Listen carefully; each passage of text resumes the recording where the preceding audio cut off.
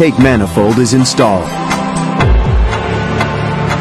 The engine will breathe in its air through these plastic tubes.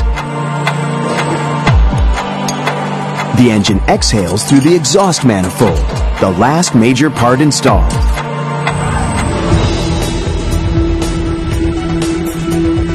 It's taken about 6 hours to build the flat six engine from start to finish.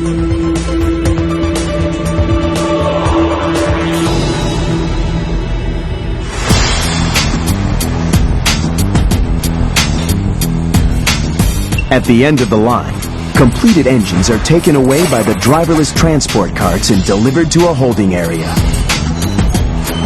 They'll eventually be taken to the main assembly line and married to the vehicle's body. At Porsche's ultimate factory in Stuttgart, Germany, the assembly line puts together 16 different models of the 911. Each 911 will spend about 15 hours moving down the line. The line has 117 assembly stations. Workers at each station have just over 5 minutes to complete their tasks before the next car moves into place. But as they work, the line does not stop.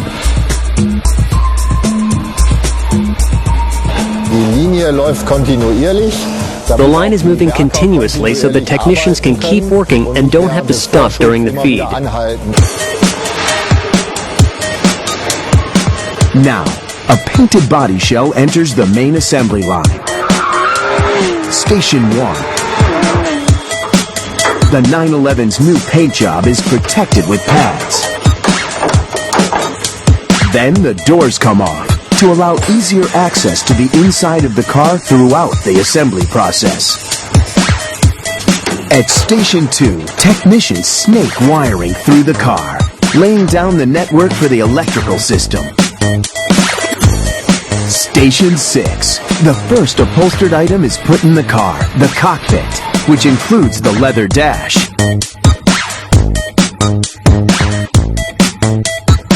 At Porsche, leather begins as tanned cow hides in the upholstery shop.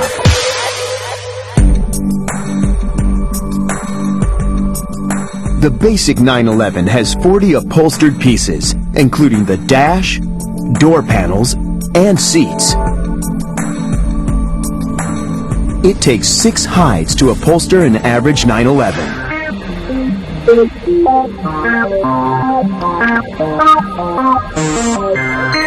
Hides are laid out on a machine that automatically cuts the pieces to be upholstered, while avoiding flaws in the leather.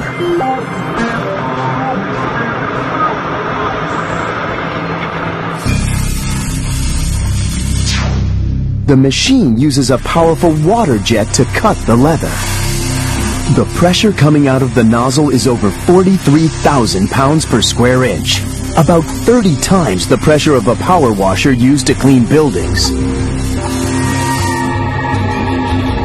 The machine is done, and now the pieces are collected. The first workers to get their hands on the cut leather are the sewers, who stitch pieces together.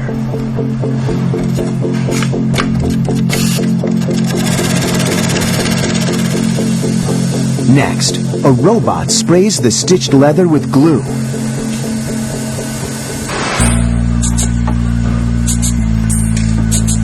Then, a craftsperson has the painstaking task of fitting the leather to the dashboard frame.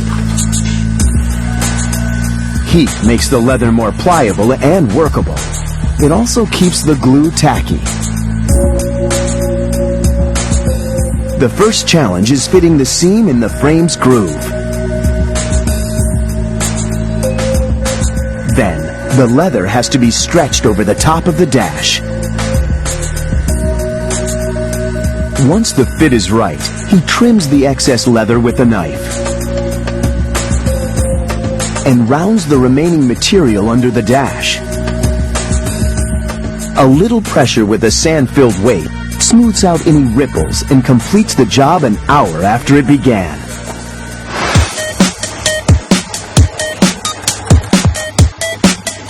The upholstered dashboards are sent to a pre-assembly area, just a few yards from the main assembly line. Here, they are built up into full cockpit assemblies, including gauges and steering columns.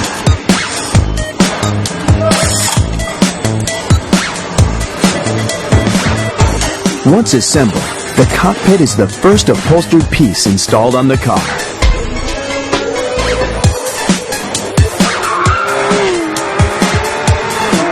Six assembly stations are complete. The car's journey down the line is just beginning, with the most challenging assembly processes ahead.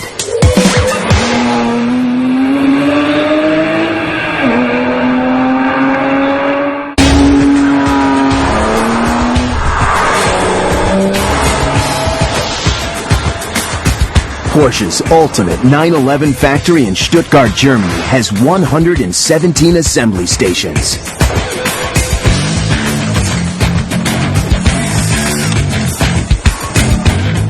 Some stations are where 911s get parts that differentiate them from other 911 variants. One popular variant is the Targa, a 911 with a retractable glass top.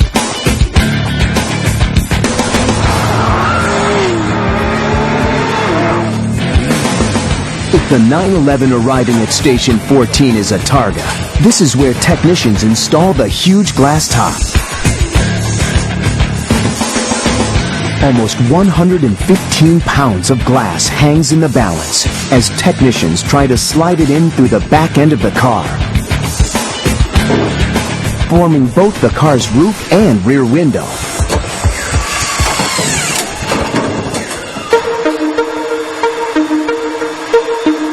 Down the line at Station 18, the assembly area's only robot installs the windshield. First, it applies glue to the inside of the glass. This robot works in the dark because of its infrared sensors, which help it position the windshield to tolerances of nearly 0.02 of an inch. Station 30.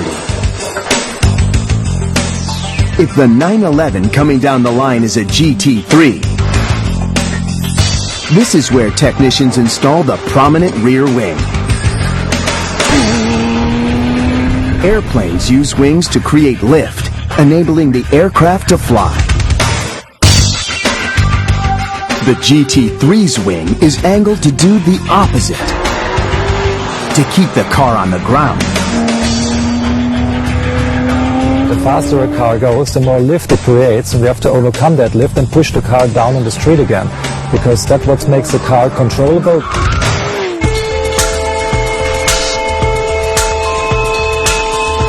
Just a few stations down the line, Station 34. The name of the 911 model is spelled out for the world to see. Special guides hold the letters in place so they can be stuck onto the car.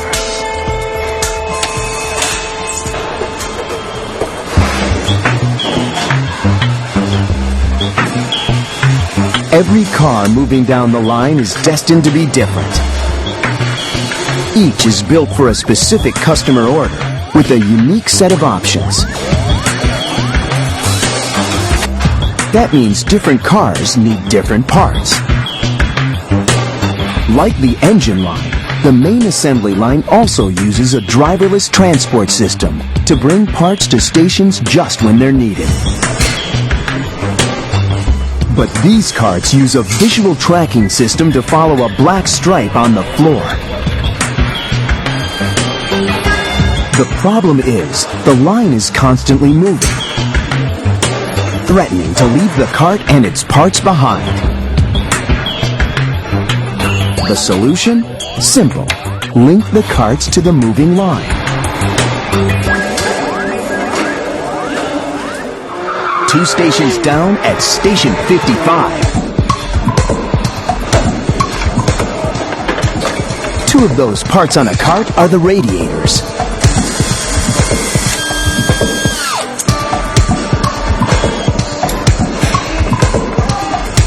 The 911's two radiators are installed in front of the car. Hoses cycle coolant to the rear where the engine will be located.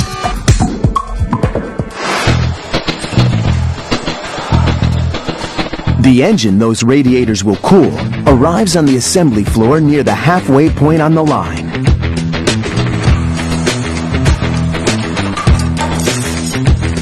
Technicians connect the engine and transmission to a pre-assembly that also includes the suspension, brakes, and axles.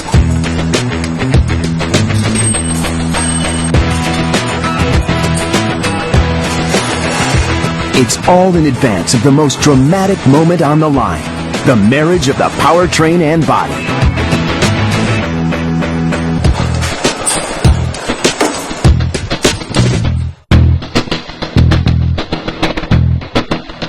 The Porsche 911 is famous for both its iconic shape and its rear-mounted flat six-cylinder engine.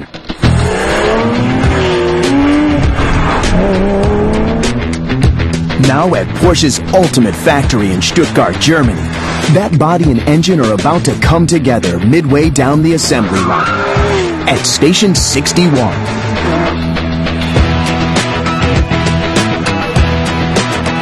The joining of the body and powertrain assembly is called a marriage. It's a major moment on the line. The entire car that's been built up coming down the line is now bolted to the suspension and powertrain. Even so, it's like any other station on the line.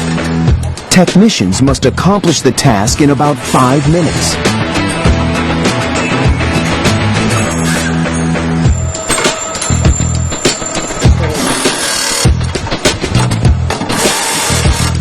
Then they get to do it again and again.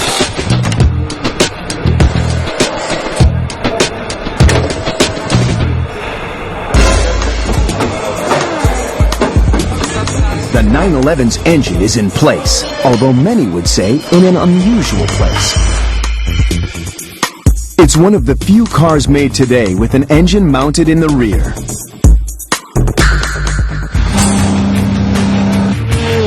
The main advantage of having an engine in the rear of the car is the traction, because the engine sits right on top of the driven wheels. It gives you a lot of traction, so you can put a lot of power to the street without having to fear for wheel spins, which is not efficient.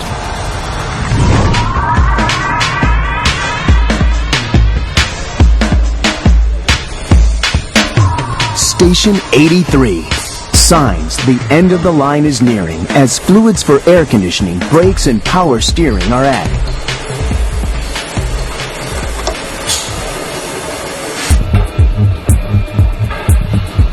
But if the end is near, the car will need its wheels and tires. They're at Station 98. Tires are fitted to the wheels just before installation.